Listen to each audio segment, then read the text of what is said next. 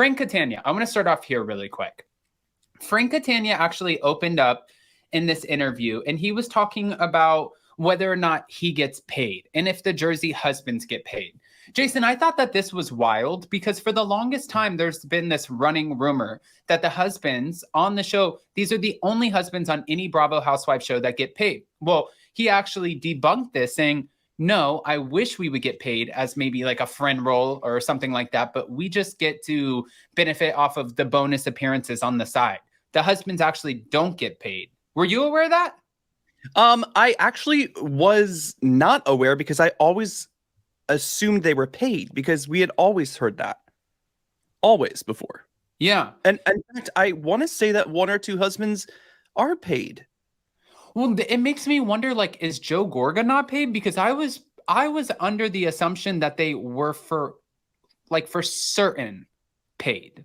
But absolutely. I mean, we all know that Jersey, this is where the husbands, play a very intricate role in the show. So, I think it was maybe assumed, but I'm pretty sure one or two are paid from what we have heard from people very close in production. So I'm not completely sure. Maybe Frank is not paid.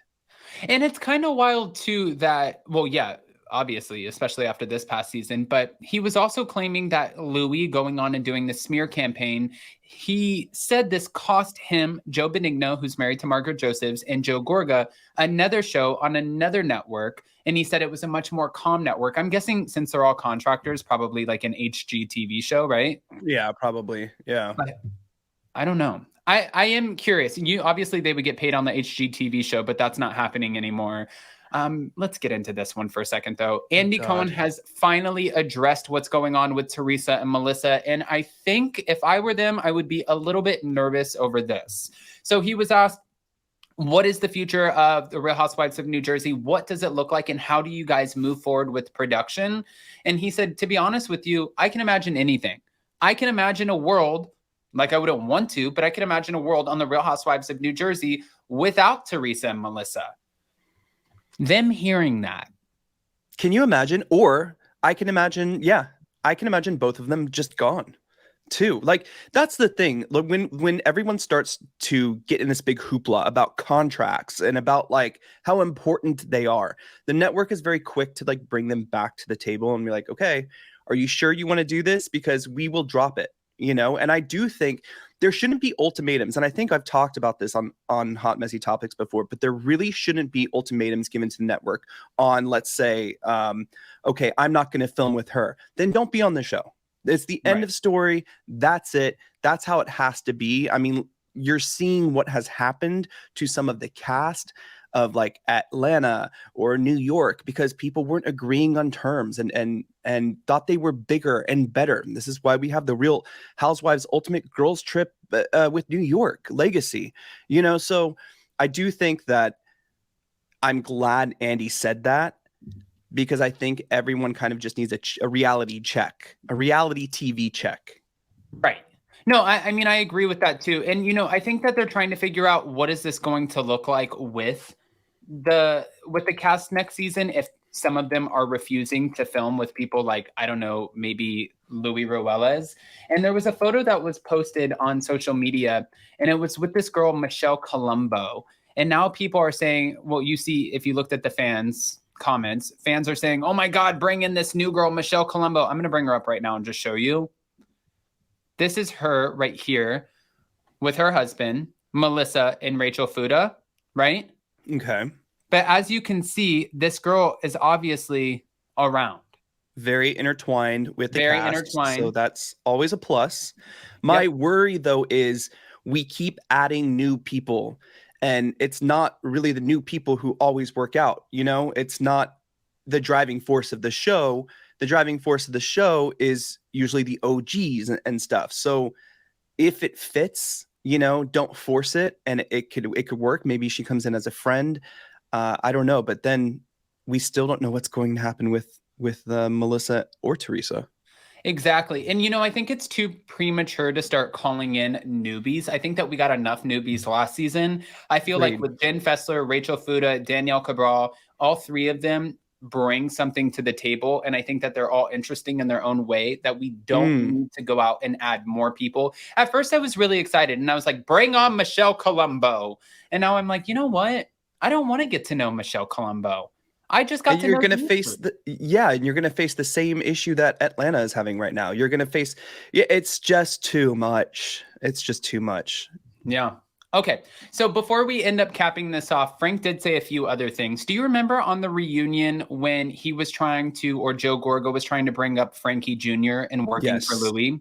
Well, and they shut that down immediately. Dolores shut that down real quick. And Frank is letting us know why. He said the reason that Dolores shut this down was because it would have cast a shadow on Frankie Jr. at his place of work. And he said that actually when Frankie Jr. found out, he freaked out. He said Frankie always enjoyed filming the show, but I think he's done at this point. He said he's not going to be filming anymore because of his new job. And when he heard what happened at the reunion and that it was going to be talked about, it was like talking him off of a ledge for 3 days when it really wasn't that bad. But he did say that Dolores said their child's job is much more important than this show or her ego. So she did not want it to be talked about on the show. So Frank was talking about this in this interview with 2 T's in a Pod, saying I had to kind of take that, compartmentalize and put that away and realize I still have my own issues with Louis. And one of them being, I called Louis twice to have a sit down saying, how can we fix this relationship between you and Joe and you, Teresa, Joe, and Melissa? So they went out 2 separate times. And when they did, they had a guys, night where they were talking, they were divulging things. And all of a sudden, when they went back home that same night, these things were popping up all over social media. This happened twice. So he's saying that Louis has a bad problem with leaking things. And oh my God. Way. You think? Hold on. I didn't even show you, did I? Show me what? Oh my God. I'm going to try to see if I can bring it up. I do not like when you do this to me. Wait for it. You're going to die. Wait, keep talking about this. You're going to freaking die. Well, I mean, we are hearing too that Frank Jr. is probably not going to film anymore at all. Right? He's going to stay completely off the show. He's going to stay completely off the show. Yeah.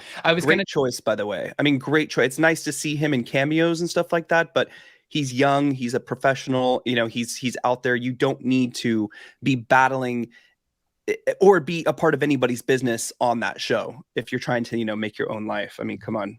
Right. Well, what I was going to say is, damn it, man. And it's not here. I'm going to bring it up and say, because on my phone, because I sent it to Shaylee last night. I got this notification on my phone and it was from Louis on Instagram. And he commented under one of my videos. What? The best thing about, because this rumor came out saying that Teresa's name was not on their house, right? Right. So I remember. that was the rumor. I didn't just make this up, but he said the rumor was Teresa's name was not on the house. Here it is. I found it. Because when I saw it, I sent it to Shaylee and I was like, what the best thing about our house is that it's paid for in full. LOL. Have a wonderful weekend. Oh, that was really nice. I like that.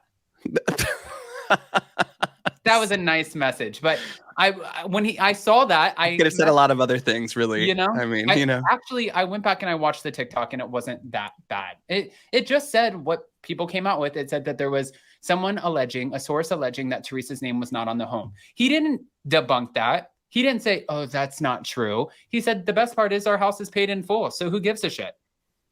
Yeah, But is it? I mean, a lot of people say that. And also, I don't care.